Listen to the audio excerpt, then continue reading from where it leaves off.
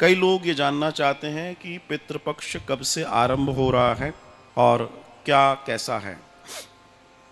तो पहला दर्शन इस बार 2023 में जो पितृपक्ष आरंभ हो रहा है, जिसे श्राद्ध पक्ष भी कहते हैं, ये आरंभ हो रहा है 29 सितंबर से और ये रहेगा 14 अक्टूबर तक, पितृमोक्ष अमावस्या तक। 29 सितंबर को प्रतिपदा है, पहला श्राद्ध है।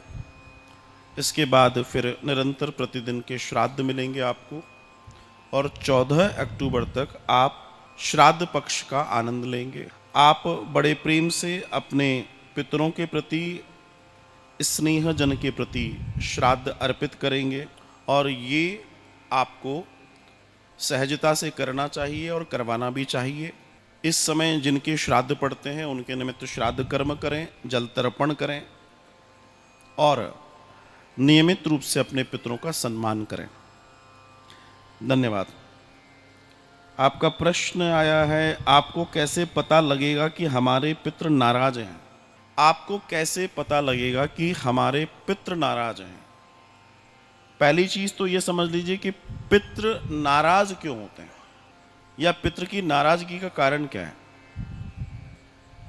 पितृ हमारे सबसे करीब के देवता हैं, सबसे करीब के देवता हैं पितृ, क्योंकि जो बॉडी हमारे यहाँ से समाप्त होती है, जिसका मरण हो जाता है, वो पितृ बनता है।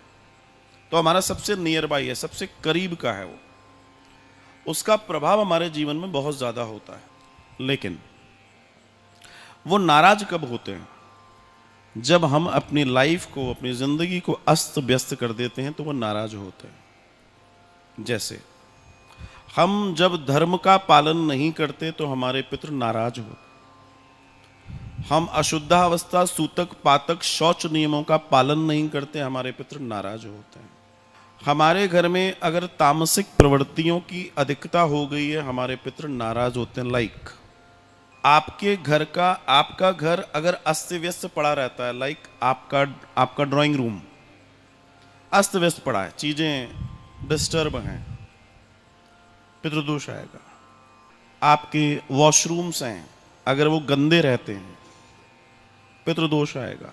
आपकी रसोई है, अगर उसको तीनों टाइम साफ नहीं किया जाता और रात्रि में पूरी रसोई की सफाई नहीं होती तो पितृदोष आएगा। आप समय समय पर होने वाले तीज त्योहारों पर अपने पितरों के प्रति जो कार्य है उसको संपन्न नहीं करते, पितृदोष आएगा। और ऐसे हजारों कारण हैं जिससे पितृदोष आता है। लेकिन आपको कैसे पता पड़ेगा? तो आपको ऐसे पता पड़ेगा कि आप, सबसे पहली चीज धीमे धीमे जो आपको महसूस होगी वो ये कि आपके घर के अंदर आपको अनइजीनेस महसूस होगी, असहजता। जैसे आप घर के अंदर हैं तो आपको गर्माहट, मन नहीं लगना, बेचैनी सी रहना, उदासी सी रहना। जैसे आप घर के बाहर जाते हैं, यू विल फील, आपको अच्छा लगेगा, आप अच्छा महसूस करेंगे। फिर जैसे घर को एंटर करने लगते हैं आप डल होते चले जाते हैं, एक कारण। दूसरा, आपके अंदर पूरी क्षमताएं हैं, आपकी एजुकेशन अच्छी है, आपकी कद काठी अच्छी है, सब अच्छा है, लेकिन रिजल्ट नहीं है, पितृदोष है, पितृ नाराज है। मैरिजेस में देर हो रही है, पितृ नाराज है। संतानोत्पत्ति में लेट है, पितृ नाराज है। व्यापार में घाटा है, पितृ नाराज है।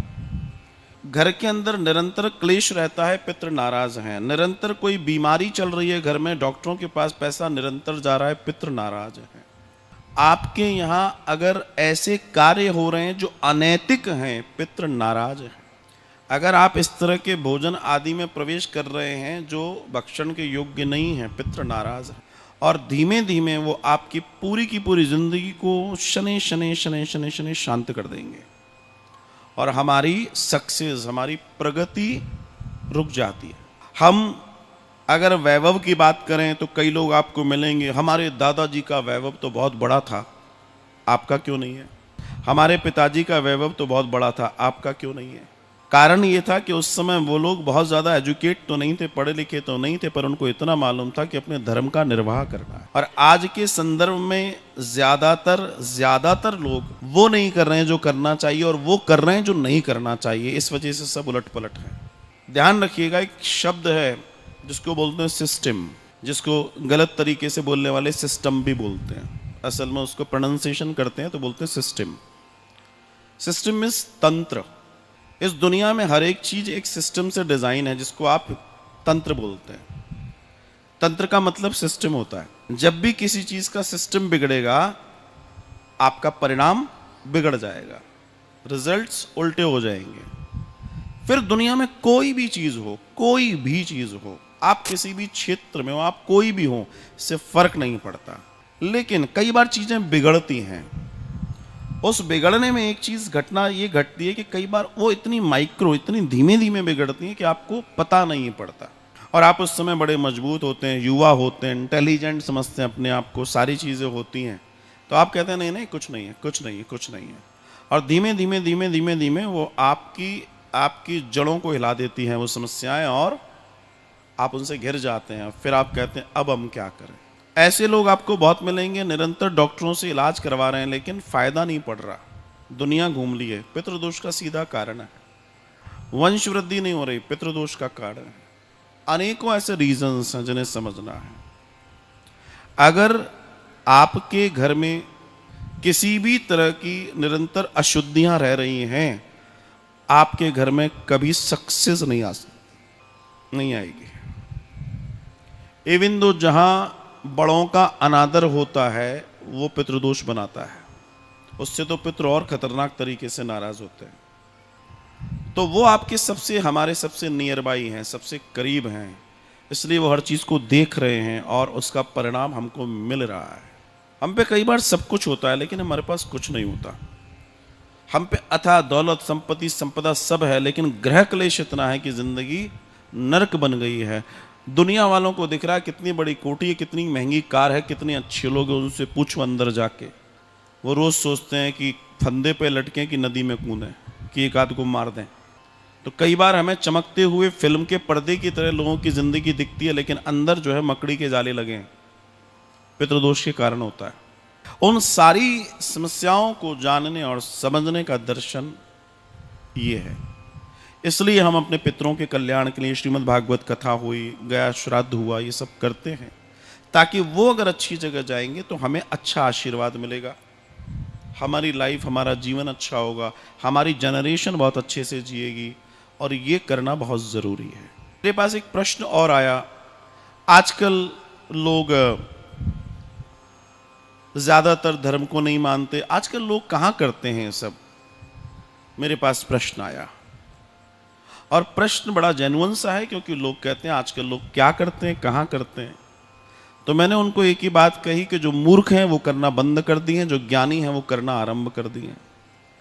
फॉरेन में जाइए, विदेशों के अंदर, चाहे फ्रांस, इटली, जापान, रशिया, न जाने कितने कितने देशों में, जो लोग हिंदू नहीं हैं, सनातनी नहीं हैं, लेकिन वो लोग लिटरेट हैं।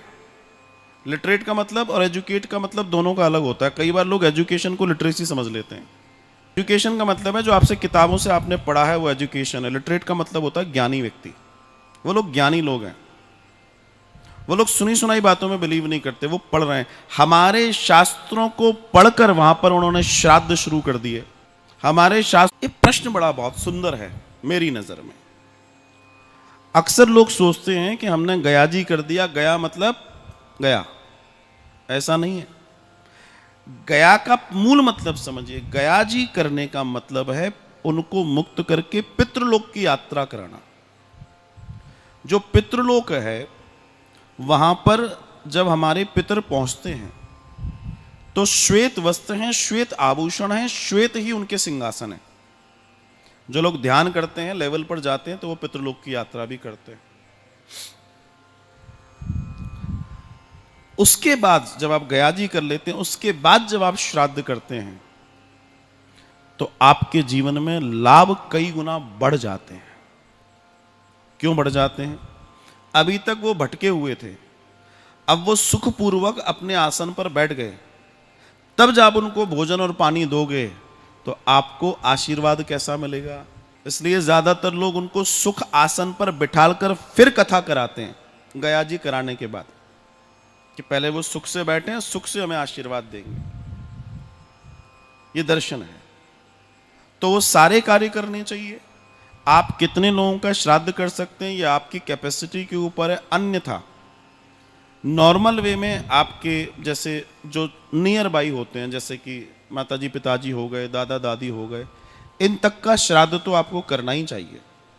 बाकी सबके निमित्त शास्त्र जो श्राद्ध है वो पितृमोक्ष अमावस्या वाले दिन, जैसे इस बार 14 अक्टूबर को पड़ेगी, उस दिन करना चाहिए।